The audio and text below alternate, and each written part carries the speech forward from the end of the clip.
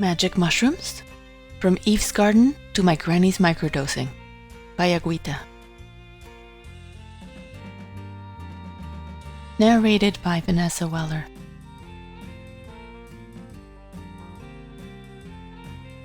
Chapter 15. Wanted, a God Who Laughs. A few years ago during Easter week, I went with my family on the visit to the 7 houses. Upon leaving, we stopped at a stall to eat buñuelos, which is a type of sweet fritter. And just as I took the first bite of my buñuelo, my brother-in-law, a Swiss man who enjoys philosophizing and knew that I was searching for a god, said to me, "The god of your family is very sad. I prefer gods who dance and laugh." I was taken aback because in my long search for a god, it had never occurred to me that I could choose a god who laughs. The god I was taught about as a child was sorrowful, and that image was ingrained in my subconscious. But that Easter week, with the honey from my buñuelos dripping from the corner of my mouth, I realized my mistake and decided to search for a god who laughs. I began to imagine that I would find that god, as it happens in Umberto Eco's novel, The Name of the Rose, in some forbidden book that would be on a forgotten shelf in a text that nobody had read.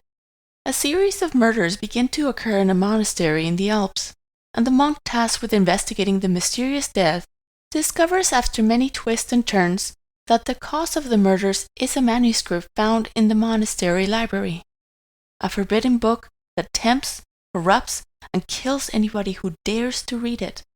After some suspenseful chapters, the investigating monk deduces that the forbidden book is none other than Aristotle's essay on the spirit of laughter.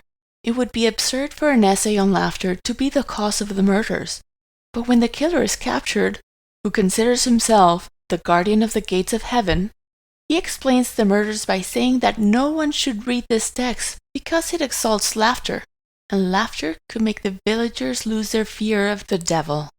The Name of the Rose is a novel based on a real situation.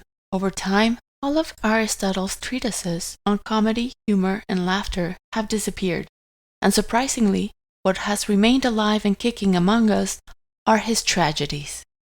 The only explanation I find for this is a contempt in our culture for the cheerful, open, spontaneous, and joyful aspect of life. It took a long time for me to realize that the God who laughs is not confined within churches, tragedies, or libraries.